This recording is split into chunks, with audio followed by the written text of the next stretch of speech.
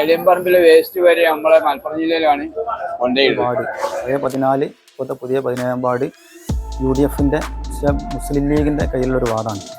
ഈ വാർഡ് പറഞ്ഞാൽ പുളിക്കൽ പഞ്ചായത്തിനകത്ത് ഏറ്റവും ഉന്നത അവസ്ഥയിൽ ഏറ്റവും ദുരന്തമായിട്ടുള്ളൊരു വാർഡാണ്.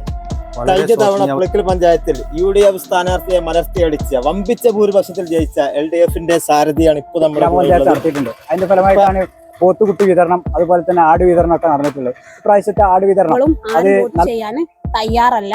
വെറുതെ ആരും ഇവിടേക്ക് വരും വേണ്ടതിനൊരു ഞാൻ സ്ഥാനാർത്ഥിയാകാൻ ഉണ്ടായ ഒരു കാരണം രണ്ടു കൂട്ടരും ഭരിച്ചതിന്റെ ഒരു മേന്മയാണ് കാണുന്നത്.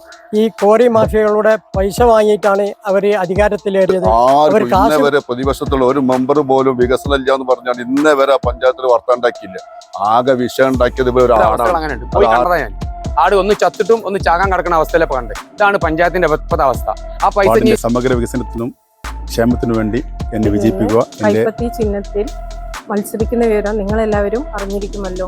എന്റേതായ കയ്യൊപ്പോടുകൂടി ഭാവി തലമുറക്ക് ഉപകാരപ്രദമായ എന്തെങ്കിലും ഒരു പ്രധാന വികസനം കൊണ്ടുവരിക എന്നുള്ളതാണ് എന്റെ പ്രധാന വാർഡില് അതോടൊപ്പം തന്നെ ആളുകൾക്ക് ലൈഫ് വീട് കൊടുക്കാൻ കഴിഞ്ഞിട്ടുണ്ട്. അതിൽ 18 വീടുകളിൽ അടുത്ത് ഹൗസ് വാമിങ് കഴിഞ്ഞിട്ടുണ്ട്.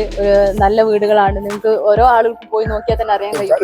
പിന്നെ ബഡ്സു സ്കൂളാണ്. ഈ ബഡ്സു സ്കൂളിന് നിങ്ങൾ മനസ്സിലാക്കേണ്ട, ബഡ്സു സ്കൂളിന് 43 ലക്ഷത്തോളം പഞ്ചായത്ത് കൊടുത്തിട്ടുണ്ട്.